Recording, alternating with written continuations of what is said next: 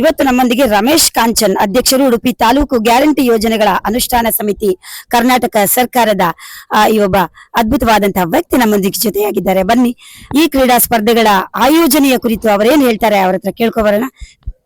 ಈಗಾಗಲೇ Udupi district amateur athletic association ಇಂದ ಈ ಒಂದು ಆಯೋಜನೆಯನ್ನು ಪ್ರಾರಂಭ ಮಾಡಿದ್ದಾರೆ, ತಯಾರಿಗಳನ್ನು ಮಾಡಿದ್ದಾರೆ. ಈಗಾಗಲೇ ಉಡುಪಿ ಜಿಲ್ಲೆ ಅಂದ ತಕ್ಷಣ ಪ್ರಾಯಶಃ ವಿದ್ಯಾಭ್ಯಾಸದಲ್ಲಿರ್ಬೋದು, ಸ್ವಚ್ಛತೆಯಲ್ಲಿ ಇರ್ಬೋದು, ಅಥವಾ ನಮ್ಮ ಉಡುಪಿ ಜಿಲ್ಲೆ ಅಂದ ತಕ್ಷಣ ಒಂದು ಧಾರ್ಮಿಕ ಹಬ್. ಇಂಥ ಒಂದು ಜಿಲ್ಲೆಯಲ್ಲಿ ಇದೊಂದು ಕ್ರೀಡಾಕೂಟ ನಡೀತದೆ, ಬಹಳ ಸಂತೋಷ.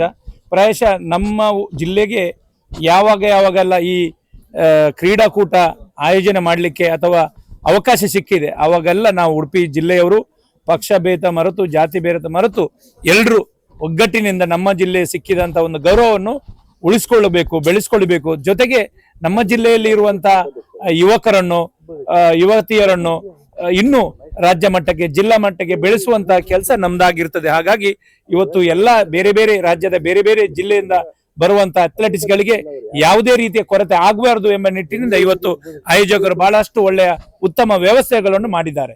ಕ್ರೀಡಾಪಟುಗಳಿಗೆ ಹೇಳೋದಾದ್ರೆ ಏನು ಹೇಳ್ತೀರಿ ಸರ್ ತಮ್ಮ ಅನುಭವ? ಖಂಡಿತ ಇವತ್ತು ಜಿಲ್ಲೆಯ ಬೇರೆ ಬೇರೆ ಭಾಗದಿಂದ ಬಹಳಷ್ಟು ದೊಡ್ಡ ಮಟ್ಟಿನ ಅಚೀವ್ಮೆಂಟ್ ಮಾಡಿದಂತ ಅಥ್ಲೆಟಿಕ್ಸ್ ಬರ್ತಾರೆ. ನಮ್ಮ ಜಿಲ್ಲೆಯ ಯುವಕರು ಅಥವಾ ಪ್ರತಿಭೆಗಳು ಇದನ್ನು ನೋಡಿ ಗಮನಿಸಿ ಇನ್ನಷ್ಟು ಅವರ ಸ್ಪಿರಿಟ್ ಅಥವಾ ಹುಮ್ಮಸ್ಸು ಜಾಸ್ತಿ ಆಗುವಂತಾಗಿದೆ.